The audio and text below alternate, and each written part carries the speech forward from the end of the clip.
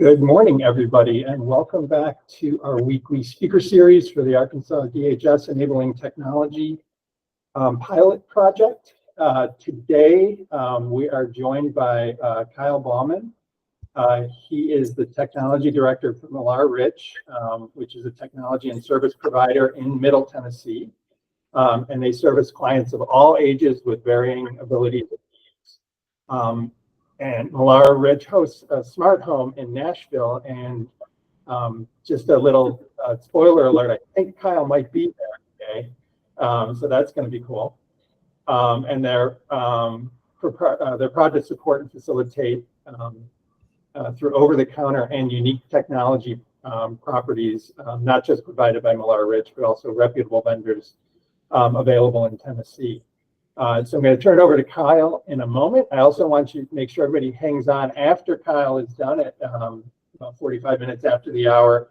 We have Ashley Greenfield and Paul Rooney from Allo Care Health, and they're going to be in our vendor spotlight at that point in time. So lots of stuff to look forward to today. And without further ado, Kyle, it's up in your hands.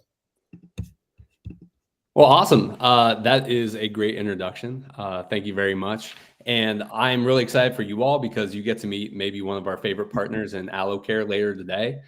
We actually have quite a bit of their technology up here, as with Simply Home, a bunch of really great partners. So thank you all for having us out today. What I'm here to talk about is smart technology. Now, most of us are at least familiar to some extent with smart technology, but what I hope to kind of do with this presentation is really look at some of the building blocks of what makes something smart, the necessary components, but then maybe how can we use these types of solutions to create support for the people that we're responsible for supporting.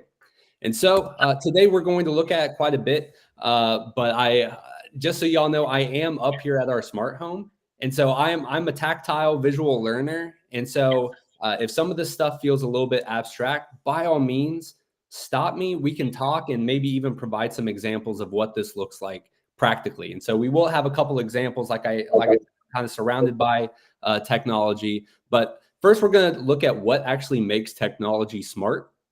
And then in order to kind of understand these connections, we're going to look at three vital pieces to making a smart solution. We're going to look at hardware being just the devices that we have at our disposal. We're going to talk about smart networks, how those things communicate, but then the controls, how do we then manipulate these different devices for support? And then we're going to close out with how to turn, sorry, I think someone might be unmuted, but then we're going to look at how we can take some of these observations to make smart solutions. So let's start out with the fundamental building blocks of smart technology, and that's what the heck makes it smart to begin with. Smart technology is smart if it can connect and communicate with other kinds of smart technology. This connection lets you control other devices, much like you would control your TV with a remote control. Through these connections, you can make solutions to common support needs that typically require additional support from staff or interventions. So smart solutions tend to consist of three primary components that we'll talk about in a bit more detail here in a moment. The first is the hardware. As mentioned, these are the literal technology, the devices that we're holding in our hand and that will be used by the member we're supporting. Second, we have the network. This is the medium. This is the language. This is how these things communicate with one another, whether through Bluetooth, Wi-Fi, or cellular networks being the primary three. And then third, we need to be able to control things using that network. And that's either applications, buttons, plugs, or virtual assistants that we use to then create the support solution. So let's actually dive into the hardware types. Now, if you hop on Amazon, Best Buy, scroll through your Target wish list, you're going to see a slew of different types of smart technologies. In fact, it is all too easy to call a device smart because of how necessary it is for things to connect and communicate with one another in this day and age. And so we like to delineate a bit between different types of use and then provide solutions. And so first we kind of look at the personal smart devices. And so the personal ones are primarily used by one person and they're mobile. And so you have things like smartphones, you have tablets, you have smart watches, you have headphones, all are able to communicate through a network for a person using them. But then we move into the home and professional smart devices is what we like to call these. And these are the types of devices that aren't necessarily designed to be mobile and can be used by multiple people in the same home or area. And so here we're talking about things like smart speakers. You have things like climate controls, home controls, laptops, desktops, medication dispensers, smart lighting, and appliances. Then third, we've carved out leisure devices and for a particular purpose. As you all provide more and more solutions with technology, you'll quickly find out how easy it is to get excited about a technology solution, but then that honeymoon period starts to fade away a little bit and the device ends up on the shelf. And so one of the ways we like to look at devices is how can we incorporate leisure and some manner of enjoyment with a device and solution that we're providing. And so whether that's incorporating smart television, gaming systems, virtual reality, or smart displays to make the product, to make the hardware and experience more engaging for the client. Now, some people, we've worked with quite a few members who are very partial to their existing devices. I actually have one up here. This is an old school KitchenAid up here. That sucker is not smart. But some people want to be able to still control some of their devices, even if they can't manage that connection. In which case, you can look at things like smart plugs.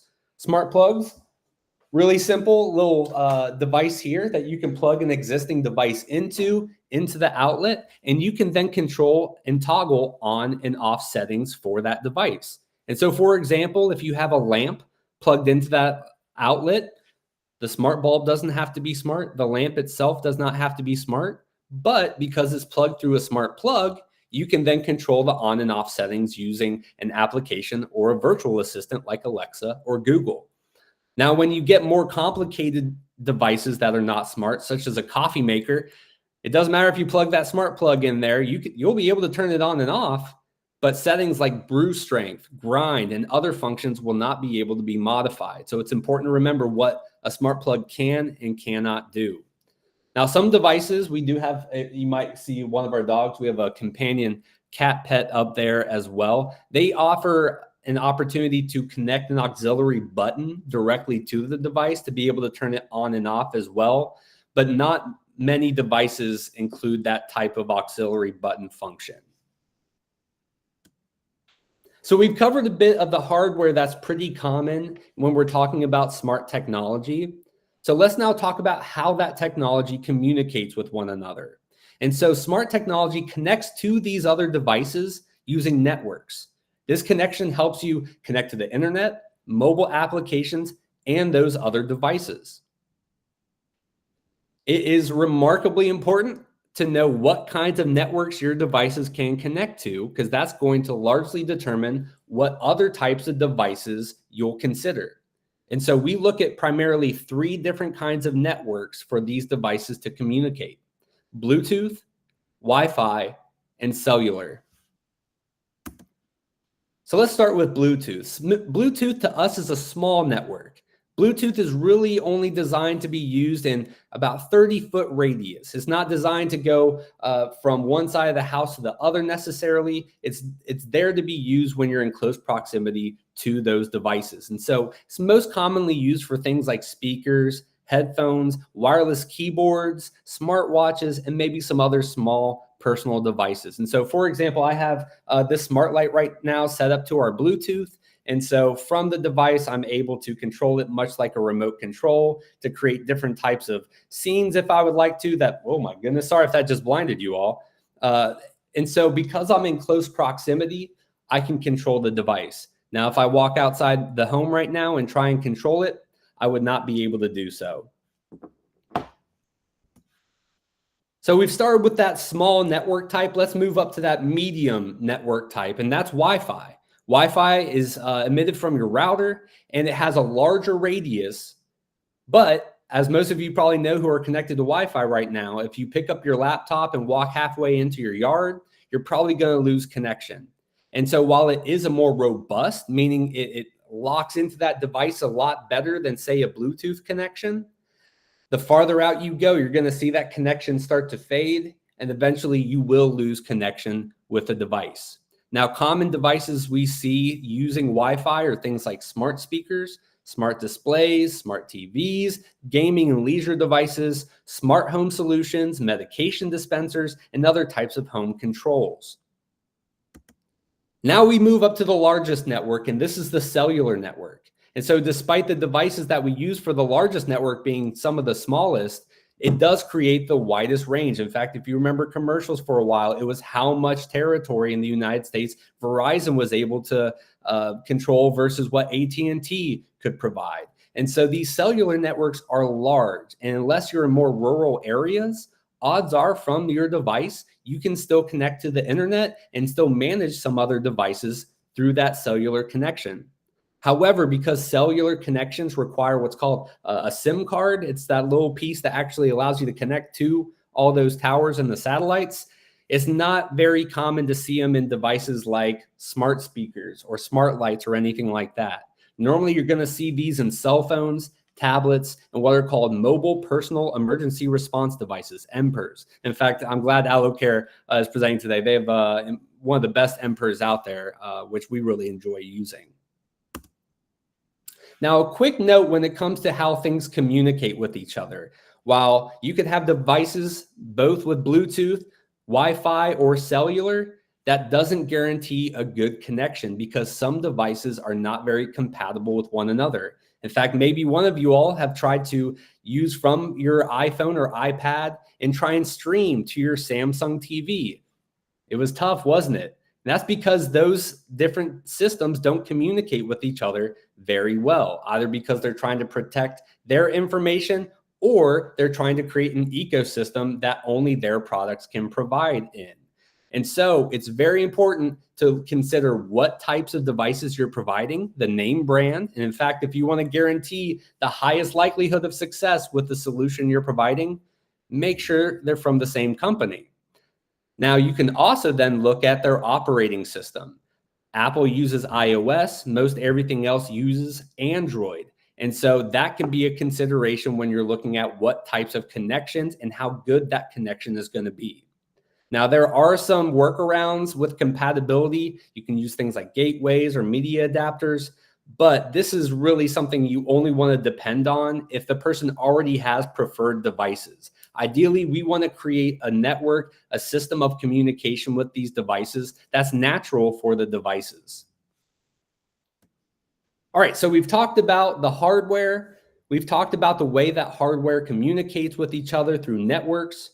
Let's actually talk about the controls and how we use these controls to create smart solutions for clients. Smart technology requires some control to manage the device. While there are different types of controls that can be used, whether it's things like smart buttons or sensors or controls, most of these things can be generalized to just two types of controls. You have a device application. For example, we looked at the Govee smart light and application. This smart device came with an application that I can then control in what we call a one-to-one connection. And so I'm connected to that. I can control different functions of it through that one-to-one connection with the device application. But then we also have virtual assistants.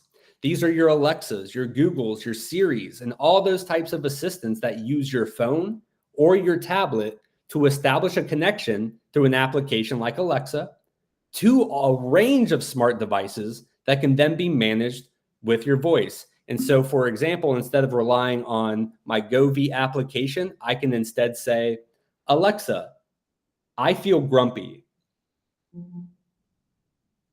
The device responds, Alexa, I'm fine now. It starts to play music, and so I want to get in before that starts. But you can see how I can either control directly through a device application, or I can use a smart speaker and virtual assistant to control the device in the same way.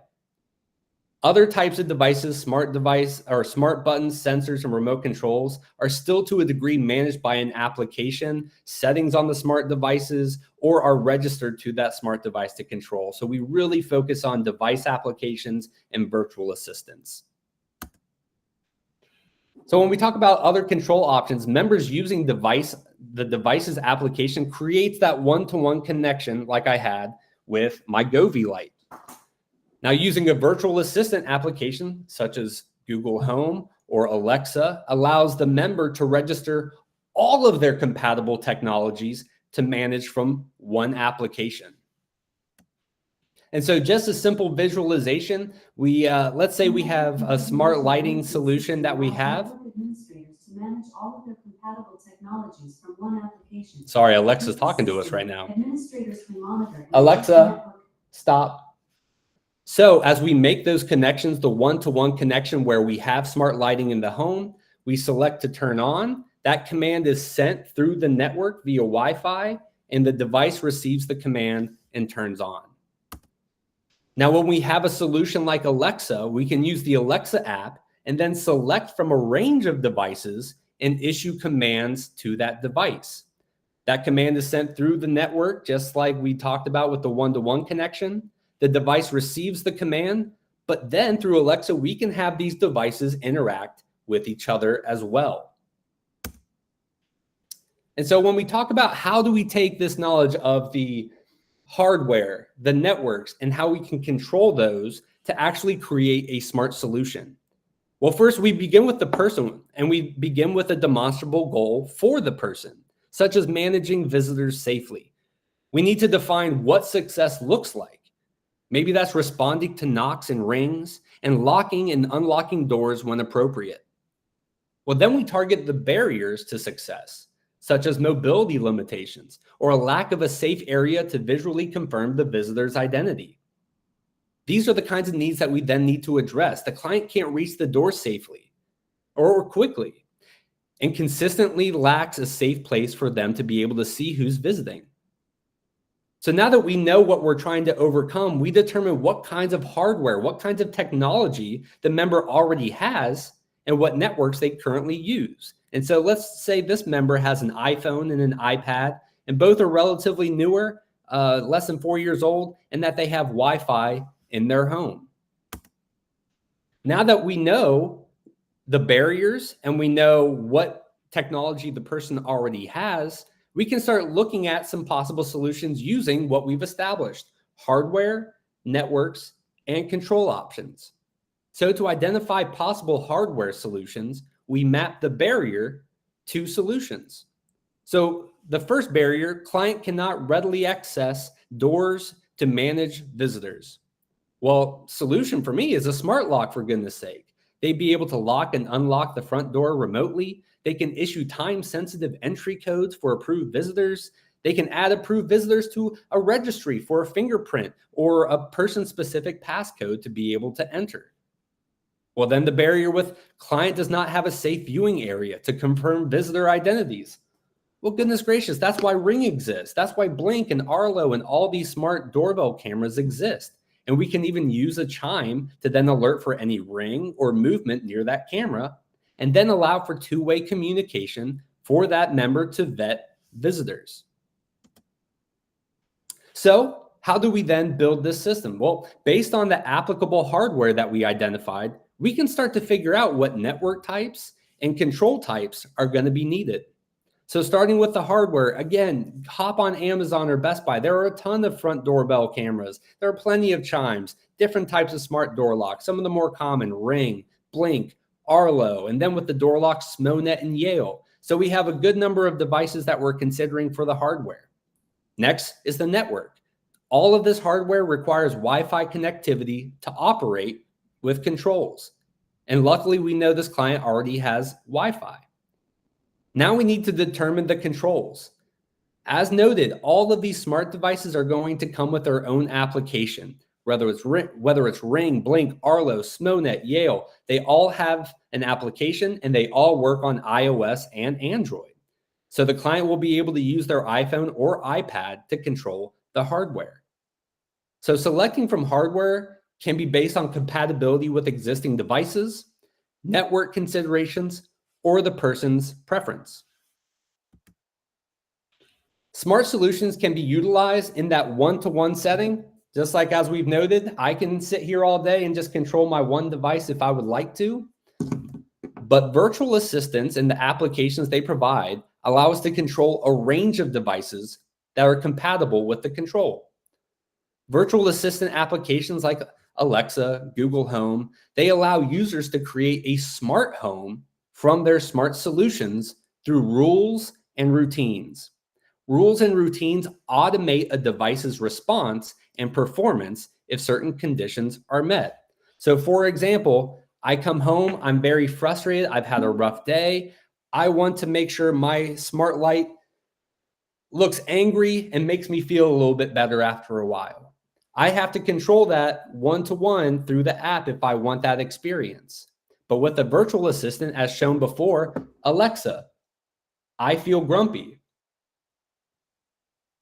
Now I'm going, Alexa, there we go, sorry. I had put on mute. Alexa, I feel grumpy. So now I get the same experience using just my voice, but now I can add other devices and experience as well, such as playing relaxing music that helps me calm down. Alexa, I'm fine now. So using a smart assistant allows us to remove some of the manual aspects of support to replace with something that's more natural, like communicating or pressing a button. So these rules and routines automate the response and performance when those conditions are met, such as my voice or other triggers. Now, there are a ton of triggers, and within those smart applications like Alexa or Google, you are able to determine and create if-then rules and routines that can be based on voice, schedules, alarms, locations, sound detection, events, or signals that are issued by other smart devices or the person themselves. So when these conditions are met, say we have a rule related to at 9:30, the person's going to get a prompt to get ready for work. Once 9:30 hits, the condition has been met, and the smart speaker is going to then send an alert. So how can we start to use some of these rules and routine types? So for example, the voice rules and routines, the client can simply ask their Echo smart speaker how to brush their teeth, and the client then receives systematic instruction on how to brush their teeth. For example, Alexa, help me brush my teeth. And so she will jump into a full It's time scene. to brush your teeth. Let's get started. First, pick up your toothbrush. Alexa, exit.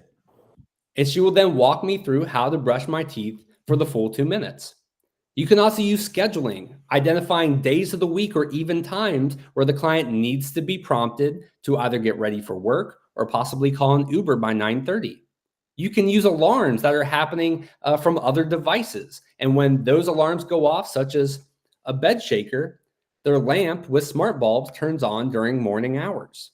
For locations, the person comes home from work, their GPS registers within the area of the smart speaker, and they then get a welcome home message and prompted if they would like to call their friend and tell them about the day they had. You can also use different signals wherein things are tested to see if they are true or false. And based off of that true or false statement, it can send an alert, such as when the front door is left unlocked after 9 p.m., the smart speaker alerts the client that a condition was not met. And so when we talk about smart homes and support, it's really a system of rules and routines built around hardware and controls that communicate across a network. These solutions can begin small with that one-to-one connection, but can continue to grow to incorporate rules, routines that can extend to a household of devices that are all managed by a virtual assistant like Alexa or Google. And so our commitment to person-centered solutions that account for the member's experience, their current devices, the networks they have at their disposal, the goals and barriers that they have, ensures that the solutions that are being adopted reflect the need and preferences of the client. Now, I know that was probably a lot of information, but in truth, I want this to be as practical as possible. And so if you all want me to maybe show some examples of controlling devices or anything like that, I would love the opportunity to give you all a bit more detail on what this looks like.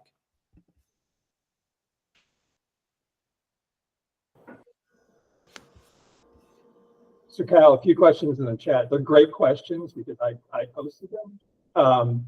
Could you talk more about the decision that you need to make around who in Amazon or Google or Apple, and how important that might be right up front? Absolutely. Experience of maybe an Apple device did something that we needed really well, but then limited our expansion within the house to other solutions later on. Just curious your experience. No, that is a great question, and it comes up all the time. And so first I'll kind of give some of the pro cons of the different, I guess, smart assistant systems, but then also some of the compatibility pieces as well.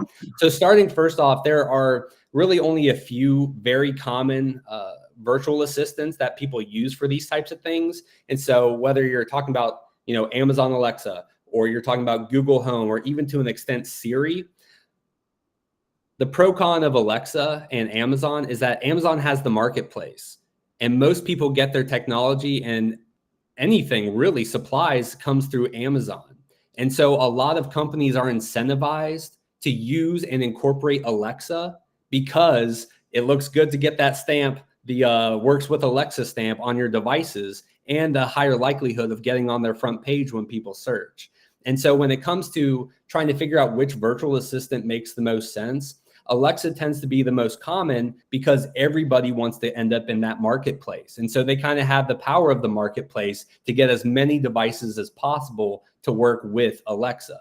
Now, Google Home, wonderful smart assistant. If you've ever used theirs, in fact, a lot of their language model, their AI, if you're communicating with it, tremendous. Now, Google still does have product, and a lot of devices definitely work with Google, but not as many as Amazon, because obviously Amazon has the marketplace. Now, when it comes to Apple, Apple is all about their ecosystem. They want to keep everything in-house, and if you want to add a device, they want it to be an Apple device. And so they don't necessarily play well with a lot of other devices. And in fact, a good example of that is in their smartwatches. And so here I have a Fitbit, and here I have an Apple Watch. Now, what's great about the Fitbit, especially the Versa 2s and those types of devices, is that they come with Alexa, meaning as long as you have your phone near you, and let's say you're working and you have a work-based question, we can create a bunch of routines that are voice prompted, that if you have a question about where are the cut up lemons while you're at work, Alexa can respond and give you the answer directly. Now, this will give you all the prompts, the Apple Watch, if you get prompts from like Ring or from other applications, but being able to manage those and interact with those devices becomes tremendously limited. And so that tends to be the biggest decider for us, is we know Amazon has the most options because of Alexa, because of the marketplace. We know Google has some of the best AI functionality, but again, fewer devices work with them. Still quite a few, don't get me wrong. But then iOS, if they're all on board for Apple, we need to try and keep everything we get within that ecosystem in order for it to work. So those tend to be the primary drivers, because it does then limit how you connect those devices to others. And truth, when it comes to Siri and being able to control those devices, unless you're controlling Apple devices or asking generic questions for answers, Siri doesn't tend to be the best option. Did that answer your question? If there's a follow-up or more? Thanks, Kyle. Okay. There's a couple more. I have a couple more questions, but certainly want to open it up for everybody else on the call to jump in if they have a specific question.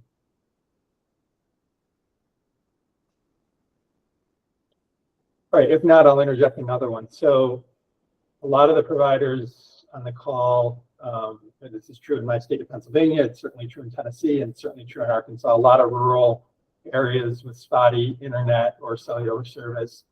What are the considerations for addressing their smart device needs in those rural areas, and how do you sort of approach solutions there? Yeah, and that's an ongoing need for sure in Tennessee, like everywhere else, is how to properly address those remote areas. And that's where, when we're doing our assessing, and we're assessing for what hardware they already have, what networks they already have, and maybe what controls they already have, having simply a cellular network is tremendously limiting in truth. And so that's when you have to start relying on more Bluetooth connections. And again, if you're dealing with a larger property, you're going to deal with drops. Now, that doesn't mean they can't reestablish that Bluetooth connection when you're in close proximity, but it does become a struggle. And a lot of states don't really offer things like Wi-Fi extenders or any of those services, or even different types of Wi-Fi hotspots. And so it does become very limiting. And so that's when we have to rely a lot more on, again, if their cell phone's able to connect cellular, as long as they're then in proximity to the Bluetooth devices, they will get those prompts. Now, the nice part about when you do have those Wi-Fi connections, so for example, if you're using Alexa routines and rules, what you can do while you have that Wi-Fi connection or utilizing your cell phone to create those controls is that you can still create that connection to automate prompts, automate schedules, and all of those different types of prompting, all still using just Wi-Fi and the cellular connection, and then the Bluetooth connection with the speaker. And so you can still create a range of support options. What is actually limited is the real-time interactions at times. And so, for example, my routine that I demonstrated with me letting Alexa know that I feel grumpy, and then she puts on some music and changes my lighting to reflect how I feel, that may become limited because it lacks the connection to get the music into the system in the first place. And so you just have to be mindful of what factors within the solution are impacted by the lack of connection. And so you do have to get creative. And in some cases, unfortunately, until the technology and the coverage areas for different types of Wi-Fi solutions expands, we're going to continue to run against some of those walls. But again, I'm going to point to y'all are going to be able to hear from AlloCare, which utilize LTE and SIM cards for their technology to help alleviate some of the stress of finding support in more rural counties. Great, thanks, Kyle. One more. So you pointed out or gave a demonstration of the how do I brush my teeth prompt. It looked like maybe a video came up with those instructions. Curious, your experience with customizing those sort of instructions for activities of daily living for an individual. So maybe they have a slightly different toothbrushing pattern, or maybe whatever it might be. Just have you customized them and had success with that? Yeah, so we've customized. So there was one young lady that we were working with in particular regarding the brushing her teeth routine. And now there are some customization that you can provide. Like, so for example, and this isn't live on, this one is live at her home, however. So for her, she's able to interact with the prompt in real time. And so if she's already moved on to a step or needs to go back to a step, she can prompt to say, can you say that again? And they'll rewind 15 seconds. And so there are different ways to create those considerations within that prompt. Now that brushing your teeth prompt on our Echo right here, that's already built in. And there are a ton of routines that are already built in that have visual instructions for each of those steps. That wasn't something we had to build. Now we can build other routines around that and rules. So as they're going through that experience, we can break it down. We can expand how long the time for it to brush is. We can also increase the speed that the instructions are being read. And so if somebody doesn't have that many teeth or is missing teeth in certain areas that's not relevant for them, we can have a little bit of a quicker read through of those different sections. Now that takes a little bit more nuance, and you have to do a little bit more work with Alexa before you feel comfortable enough to customize some of those things. But in truth, once you spend enough time with Alexa, the rules and the routines, you start to figure out not just how do I create a base routine, but how do I then go in and modify the pieces that may not be right for the person I support, or how do I start to use that as a fading prompt? And so, for example, we have I demonstrated the brushing the teeth routine, but her actual goal that she's working on is not relying on the prompting of what she needs to do, but rather how long she needs to do it. And so we're moving to Alexa, I'm brushing my teeth. And so instead of it being the entire presentation, it's going to play, oh, that's loud. Sorry, y'all. It's going to play 2 minutes of a song she prefers. And so once it hits that 2-minute mark, she knows she's brushed as long as she needs to, and then it'll stop playing the song. Alexa, stop the music. And so, yeah, there's a lot of ways to customize those routines. You just have to be, honestly, you just have to play with it. And that's what we largely encourage. That's why we created our smart home, is because we largely use this space for R&D. We want to see what works, what doesn't work. We want to promote the things that work and leave behind the things that aren't very effective.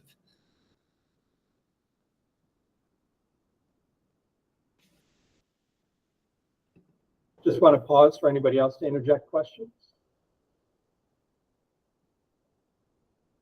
We have about 5 minutes. I think I'm going to tee you up, Kyle, with what is like the newest thing at your smart home, or your favorite thing at your smart home that you'd like to share with us, or both. So it's not even necessarily the newest thing. It's maybe the newest utility. So we work with quite a few people who are nonverbal. And so obviously when I'm interacting with a smart speaker, that requires some sort of vocalization in order to get that control across. Now, obviously you can have people doing one-to-one with the individual apps, but we still want to offer the utility of using voice commands. And so we've actually been using different AAC devices as well as AAC applications to be able to facilitate those types of controls. And so let's see if I can actually get this one to work, if it's going to be loud enough while we're all here. Alexa, microwave 30 seconds.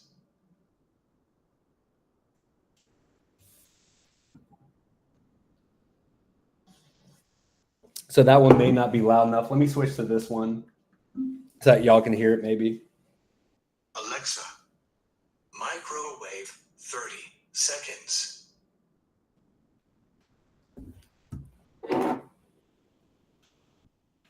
It's not working very well right now. Oh, that's because that was on. Sorry, y'all. Alexa, microwave 30 seconds. And so that's what we're working on right now, is creating banks, because with any AAC, and I'm curious if y'all will be able to see it. So we can create custom icons for people based off of what they're trying to cook or what they're trying to control in the home. And we can make all those controls for them. And so they can use their typical AAC. This is Pro Loquo, but if y'all use like Cough Drop or any of those, all you have to do in the commands when you're creating those commands is put a comma after every word, and it'll pace it slow enough that the smart speakers will react to it. And so we work with a lot of our nonverbal and those members who can't necessarily dependably use a lot of different buttons and want to instead just have a visual display of tiles that they can select what they want to do. And so like a lot of our stroke victims, a lot of people who have maybe receiving SLP service, speech language services. And so that's been something I've been really excited about. Maybe not the most newest or innovative thing, but it's something that we've really been enjoying making those for people. Excellent. A couple more questions came in. So from Chris, which version of Echo have you had the most luck with? So really just kind of depends what the utility is. And so if they're in a larger area, consider just getting the larger speaker. All of them, when it comes to the technology within that registers alerts and sends out the commands, all of that is largely going to be the same. You're not going to see much difference. Now, when it comes to someone who's maybe hard of hearing, we do have a more robust unit over there. This one has a larger speaker. They also have the smaller one as well. And so really the biggest consideration for us is range, and if somebody needs visual prompts as well. Because then are you considering something smaller? If they're visually impaired but can still see a bit, get the larger one, which we have over there. And I'm not going to run out of the screen to get it. But that's really just a person-specific question. How's their hearing? How's their seeing? And then what makes the most sense? Right. And then Megan had a question. So for a how-to type of video or assistant, could it be used to remove hardware for a client, something like dentures or prosthetic? Do you experience anything like that? So you can create different types of visual guides. Now, those you have to first get all the pictures uploaded. So it is a bit more work to put together the visual guides in any sort of smart speaker like that. And it's not always, we've found that some of those don't always take really well. And so sometimes the pictures may get out of order or it may not come up consistently. Now that's, again, just our personal experience with trying to use more visual guides. And so we tend, if the visual guide is super necessary in order for them to do so, for me, I would actually recommend, it's a company called Creatability, and they use different tools like MeMinder and QMinder, where you can instead create those as custom PowerPoint presentations. In fact, let me go ahead and show you what those look like. One second.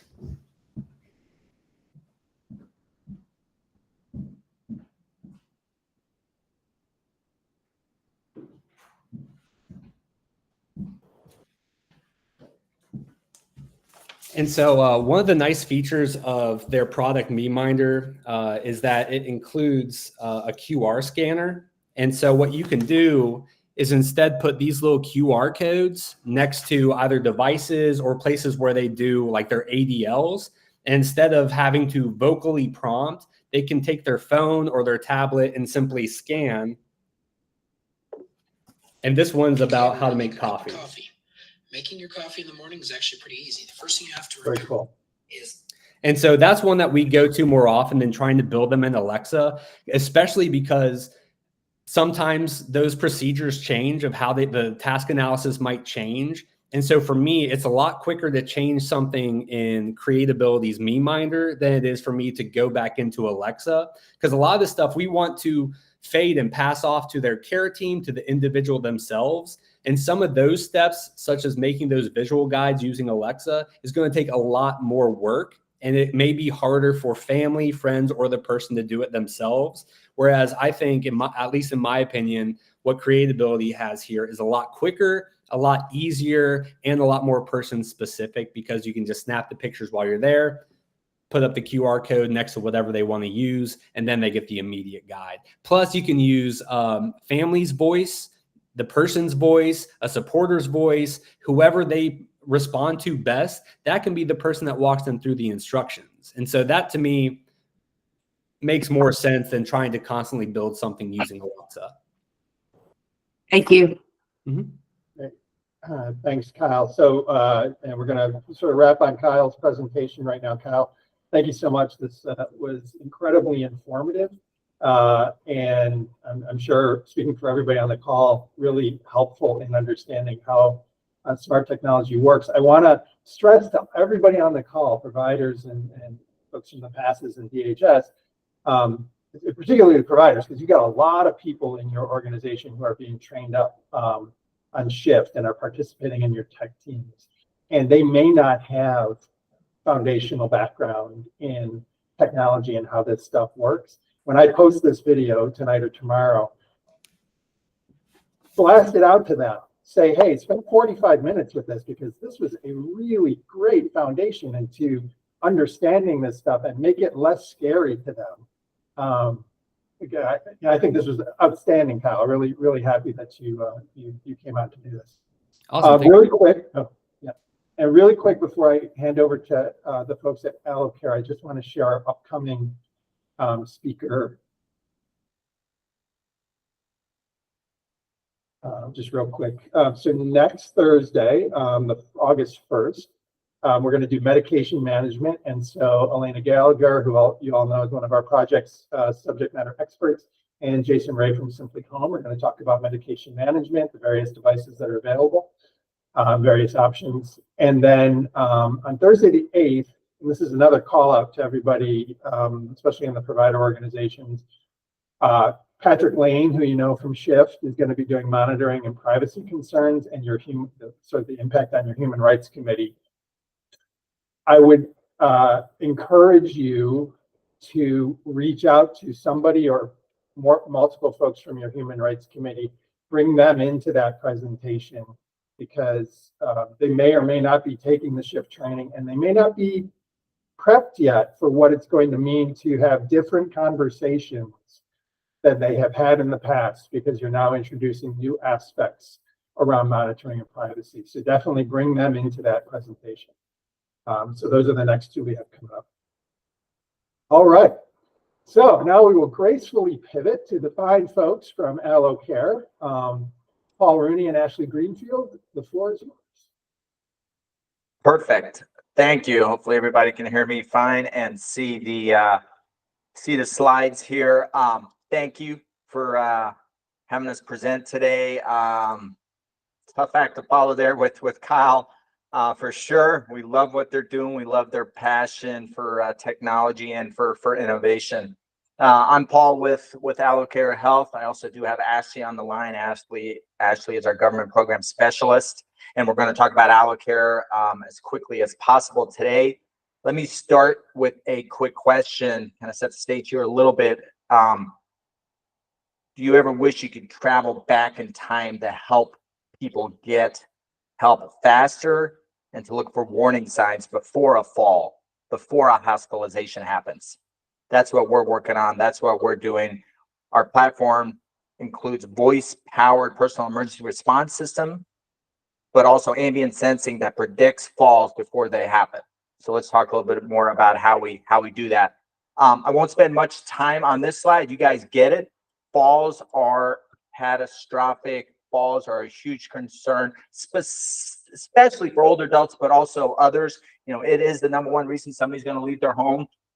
It's 3 million ER visits. You can see 32,000 deaths, 950,000 hospitalizations, a ton of costs associated with that. A lot of it borne by Medicare and Medicaid, right? And then to make it worse, if you will, the reality is, in our opinion, the kind of the legacy PERS type systems that have been in the market for a long time, and they've absolutely helped lots of people. The old help I fall in and I can't get up. In our opinion, those PERS type systems needed some new innovation, some new technology, some new thinking. And frankly, most of us at AlloCare are caregivers to loved ones, and we've just struggled. We've had loved ones that say, I'm not going to wear that button, okay? Right? I'm especially not going to wear it 24 hours a day, and only 14% of people will, right? I don't like the way it looks. I don't see any other value in it. There's been a real hesitancy around it. So we looked at that and said, okay, there's got to be a better way to do this. Again, one of our key innovations is around voice first. So you don't need to wear something. Your client, your member, your patient, your loved one doesn't need to wear anything. The reality is some people will, especially those who've had falls before, are really concerned about falls, but most people will not, and especially 24 hours a day. So with us, they can use their voice to get help. And it's really about getting the right help at the right time, because the other constraint with these older legacy type systems was, one, you have to be wearing something, and two, it's pretty much been a speed dial to 911. And what we find is about half of the time, Mrs. Smith, she doesn't need or want 911 dispatch to the home, right? The sirens, the cost, the embarrassment, the nosy neighbors, all of that, right? The 6-hour wait in the ER room, whatever. She doesn't need or want that. Hey, just let my son or daughter know I need help. I've fallen. It was a slow fall. I'm okay. This happened to my mom. I don't need the fireman coming over to pick me up and put me back on the couch. Just alert a caregiver. That could be, a professional caregiver. It could be our friends of home helpers. It could be a family member, a loved one, right? It's about getting the right help at the right time. So let me talk a little bit more about the kind of what we do and the platform. So it is absolutely starts with that personal emergency response system functionality. We would call it advanced emergency response. Again, voice first being a big part of that. But then we're about anticipation and prevention, right? We want to make sure we can get in front of situations before they occur. We know, for example, changes in nighttime activity, bathroom visits, those are leading indicators leading up to a fall. What if we could alert caregivers, family members of that and try to get in front of that situation, right? And then within that, we want to use that data to help with care coordination, care collaboration. That could be across professional caregivers, family members, etc. It's really all about addressing those issues before they occur. And then what we're also very focused on is engagement isolation concerns, right? We want to make it easy to reach in to that member, patient, client, loved one of yours, so you can actually call into our system, and vice versa. When somebody's feeling lonely, isolated, it's not an emergency situation, easy for them to reach out. And I'll talk a little bit more about that. And then last point on this slide, just know that we are 100% focused on healthcare, particularly care within the home. And that's where more and more of the care is moving to. That's where your members want to stay, right? As long as they feel safe. So quickly here, it's a busy slide, but quickly starting on the left side, key point here is we built out this ecosystem of products. So we know that, just as Kyle kind of went through, right? Different members of yours are going to have different needs, right? We know technology is evolving very quickly. So we are agile and very open to working with other products that make sense. So for example, we're just adding a new sleep mat to our ecosystem, and that's going to give us some powerful data around in and out of bed, sleep time, heart rate, that we then build into our algorithm to help with that fall prediction. But we know that we need to be constantly learning. We need to be dynamic as this new technology comes in. Our smart hub is the center of our system. We own that. We've developed it. We spent many, many years on developing that piece of hardware, but then there's other products that we can put around that. The conversation around technology and connections was very, very interesting.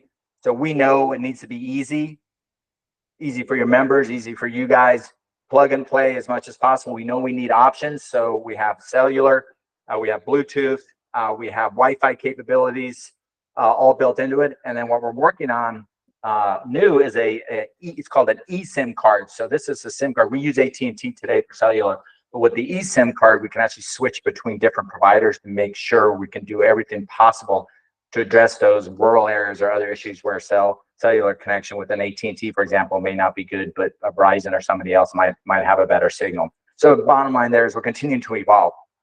And then moving to the center of the slide, the data, right? So we're gathering data around activity in the home. So there's a couple of motion sensors on front of the smart hub, and then you can add additional ones. The environment, air temperature, air quality, ambient light, is it a healthy environment your member, your patient, your loved one is in. And then that's the machine learning is going to then identify anomalies in that. So for example, we know it's Thursday morning.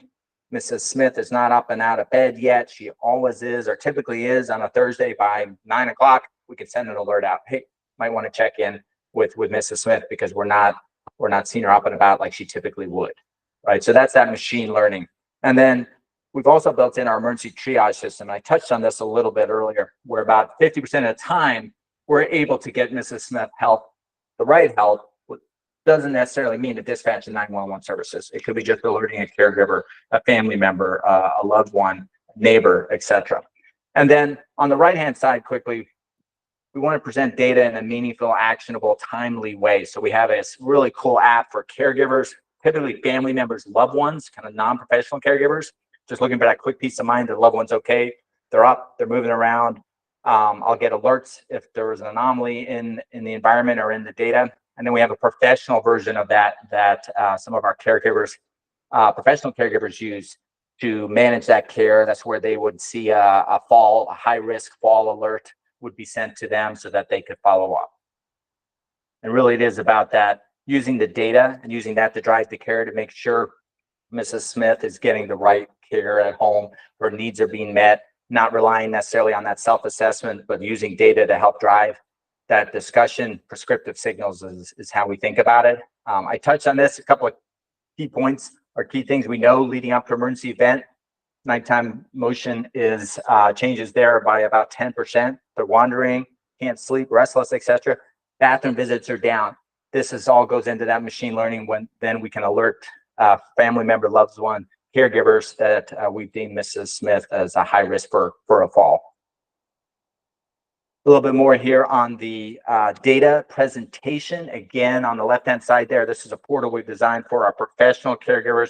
They can go in there, they can see motion activity, full history around emergency events. They can see other data points around the environment. They can also check in. You can actually call in to the hub to get a hold of somebody. We know it's hard to get a hold of people. They don't answer the landlines anymore. It's sales calls, it's scam calls. They're not designed for their eyes and ears, etc. We're trying to solve for that by being able to call right into that hub. And then on the right side is the family app I mentioned earlier. Again, it's about that quick peace of mind. I use it all the time. I open it up. I can see my mom's up and about, moving around. I'm on to my next meeting or whatever the case is. So it's all about that peace of mind. And if you will, really, it's a caregiver support sort of benefit that you're providing to the family members, loved ones of your members. So I got through that very quickly. But I know we're tight on time. I'll take a breath. I don't know if there's any questions in the chat, but please let me know thoughts, comments, questions.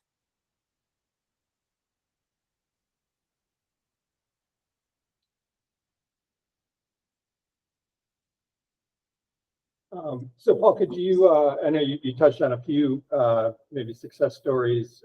Is there any in particular success story that sticks out to you using your devices?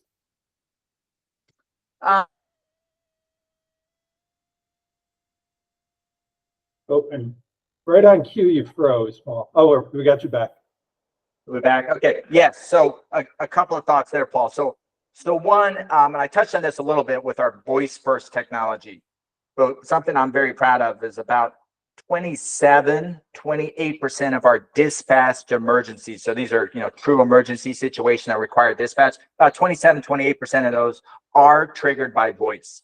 So these were people that needed help. Typically it's a fall, would have been lying on the ground for hours and days. I think we've all heard those horror stories if they didn't have that voice first technology because they weren't wearing a button when they needed help, right? So I think that's super proud of that. And then another interesting that we've heard from actually some of our the folks we work with at Home Helpers is around air quality. So we've heard a couple of stories around kind of unrelated. They get the AlloCare, they plug it in, the air quality sensor goes off. The gas fireplace is emitting more gas than it should. They had no idea. They just knew mom was feeling poorly for the last few weeks. They've been to the doctor. Doctor doesn't know what's going on. It turns out it's an environmental issue. So those are a couple of things that come to mind. And then I guess maybe just one more in the last minute or two that we have, Paul. So you mentioned, there's a lot of hesitation or resistance to wear a PERS device. So you got a stat up there that a lot of them just don't get worn. What's your main message to the people you work with that maybe convinces them that AlloCare's solution is right for them? Yeah, so a couple of thoughts there too, Paul. Really, really good question. So one is it's about that kind of optionality, right? So you've got various ways to get help and get the right help. You don't have to worry if you're wearing the button, great, push it. 911's just not magically showing up. It will get you the right help because there's been reluctance where if I push this, the fireman's coming. I don't want that. I don't need that. How much it's going to cost, right? So you've got options to get help and you're going to get the right help, right? And you kind of have some input to that. So I think that would be something that would come to mind on that for sure. And then I think again, we start with PERS. We do it differently. But then there's those engagement features that we built in. So it's not just this system that necessarily is going to sit there and hopefully you never need it. You can actually use it on a daily basis. You can use it to check in with people. Like my mom, the top button on this hub here, if my mom presses that, it places a call to me. Hey, Paul, I haven't heard from you in a while. I'm feeling a little lonely today. Are you going to the store? Get me some food, whatever. So that engagement aspect is not really existed before. So I think that's an important differentiator. Excellent. Thanks, Paul. And then there's one last question in, it looks like Ashley addressed it. Chris asked, do you offer Verizon devices as well as AT&T? And Ashley's response, we're currently working on an eSIM to make our devices compatible with service providers. So we don't have a Verizon specific device at this point. We're working on the eSIM card that'll open it up to various providers. And as Kyle mentioned, it's quite a process to get certified with each of these cellular providers. But that's what we're working on. I know we're up against time. I want to thank you both for enlightening us on AlloCare, and hopefully we're going to get some popcorn popping in everybody's heads about which of their members might benefit from this. So I want to thank you both, and thanks to everybody for attending. Really a good session today. Yes, thank you, everybody. Take care. Have a good rest of your day.